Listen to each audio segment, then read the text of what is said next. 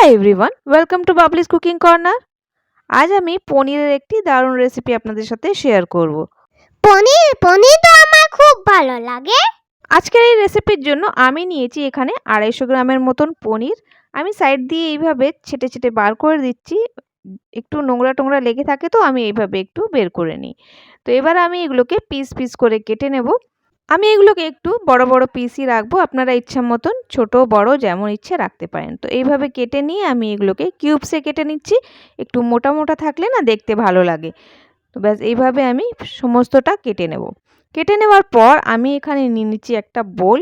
সেই বোলের মধ্যে আমি সবকটা পনির দিয়ে দিচ্ছি। দেওয়ার পর এর মধ্যে দিয়ে দেবো আমি একটু উষ্ণ গরম জল। একটু উষ্ণ গরম জলে ভিজিয়ে রাখলে ইমপিউরিটিস যা থাকে অথবা নোংরা টোংরা একটু থাকলে অনেক সময় বেরিয়ে আসে আর এটা সফটও হয়ে যায় অনেকটা। এখানে আমি নুন দিয়ে এই গরম জলে কিছুক্ষণের জন্য ভিজিয়ে রেখে দিচ্ছি। এবার নিয়ে নিলাম একটা মিক্সি জার। এর মধ্যে আমি দিয়ে দিচ্ছি পেঁয়াজ। এখানে ছোট সাইজের পেঁয়াজের দরকার ছিল, আমার কাছে এটা মিডিয়াম সাইজের পেঁয়াজ। তো আমি এক টুকরো এখান থেকে ছেড়ে বাদবাকিটা নিয়ে নিলাম। সমস্তটা দিয়ে দেব। আর আপনাদের কাছে যদি ছোট সাইজের থাকে আপনারা পুরোটাই দিয়ে দেবেন। এখানে এরপর আমি দিচ্ছি কয়েকটা কাজু। এখানে 7-8টা কাজু আমি দিচ্ছি। যদি না থাকে আপনারা মগজও দিতে পারেন। আর দিয়ে দিচ্ছি 1 টিস্পুনের মতন পোস্ত। এখানে পোস্ত আমি গ্রাইন্ড করে রাখি সেটাই দিচ্ছি। আপনাদের কাছে যদি গ্রাইন্ড করা না থাকে আপনারা এমনিও দিতে পারেন। কাঁচা লঙ্কা আমি 2টো দিয়ে দিলাম আর দিয়ে দিচ্ছি একটা পনিরের পিস। পনিরের পিসটা অবশ্যই দেবেন, যেহেতু এই পনিরের পিসটা দিলে না গ্রেভিটা দারুণ আসবে। একদম ক্রিমি টেক্সচারওয়ালা। তো এখানে আমি দিয়ে দিলাম একটু গ্রাইন্ড করে অল্প অল্প জল দিয়ে এটাকে পেস্ট বানিয়ে নিয়েছি আমি। একদম ক্রিমি পেস্ট হয়েছে, দেখুন কি সুন্দর লাগছে না। পোস্ত অনেক সময় না গ্রাইন্ড হতে চায় না, স্মুথ হতে চায় না। তখন কি করবেন, আপনারা আগের থেকে যদি একটু গ্রাইন্ড করে রাখেন, ড্রাই গ্রাইন্ড করে, তাহলে ভালো পেস্ট হয়ে যাবে। এখানে আমি পনিরের টুকরোগুলোকে বের করে নিলাম। জলটা আমি ফেলছি না, জলটা আমি রেখে দিচ্ছি। এবার এই পনিরের টুকরোটাকে আমি একটু ভেজে নেব। আমি ভাজার জন্য ঘিয়ের ইউজ করছি, আপনারা চাইলে তেলেও ভাজতে পারেন। তবে ঘিয়ে না দারুণ টেস্ট আসে আর সুগন্ধটাও দারুণ আসে। পনিরের পিসগুলোকে একটু ব্রাউন করে ভেজে নিচ্ছি, খুব একটা ভাজবো না, হালকা ব্রাউন হয়েছে। আমার একটুখানি বেশি হয়ে গেছে, আমি ছেড়ে দিয়েছিলাম বলে। তো আমি এবার এটাকে তুলে নিয়ে সেই জলের মধ্যেই ভিজিয়ে রাখবো। এতে কি হবে, এটা আর চুই হবে না, খুব সফট থাকবে। কিছুক্ষণ রেখে দিচ্ছি। এটা এখন রুম টেম্পারেচারের জল ছিল, এটার মধ্যে রেখে দিলাম। এখানে আমি সেই প্যানের মধ্যে একটু তেল নিলাম আর 1 টেবিল চামচের মতন ঘি নিয়ে নিয়েছি। আপনারা চাইলে যে কোনো একটাও নিতে পারেন। আমি দুটো মিক্স করে নিচ্ছি। আর এখানে আমি দিয়ে দিচ্ছি কিছু খাড়া গরম মশলা, দালচিনির টুকরো একটা, কয়েকটা লবঙ্গ আর দুটো এলাচ। এর মধ্যে আমি দিয়ে দিচ্ছি আদা রসুন বাটা। এখানে 1 বড় চামচ দিলাম। এবার এটাকে আমি ভালো করে ভেজে নেব। ভালো করে কাঁচা গন্ধটা যাওয়া পর্যন্ত আদা রসুনটা অবশ্যই ভেজে নেবেন।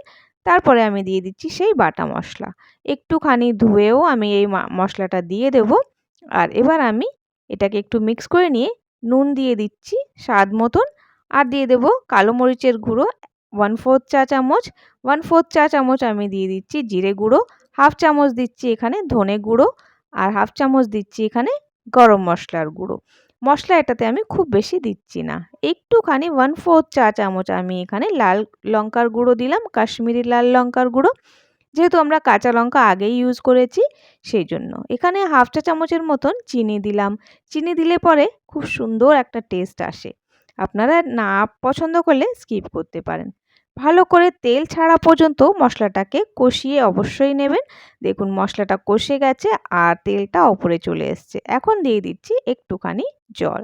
জল দেবো আমরা গ্রেভি তৈরি করার জন্য। তো এই রেসিপিটা যেহেতু আমরা পরোটা টরোটা দিয়ে খাই বা রুমালি রুটি, পরোটা, লাচ্ছা পরোটা, সেই জন্য গ্রেভিটাকে আমরা খুব বেশি পাতলা রাখবো না, একটু গাঢ়ই রাখবো। তো আমি জল হাফ কাপের মতন দিয়ে এটাকে ফুটতে দিলাম।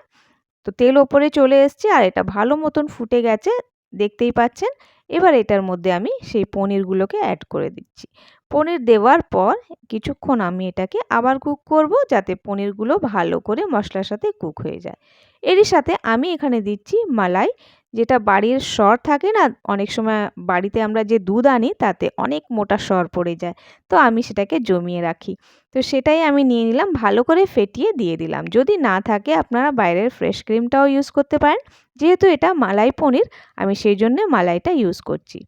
কিছুক্ষণ কুক করার পর 2-3 মিনিট ভালো করে কুক করে নিয়েছি।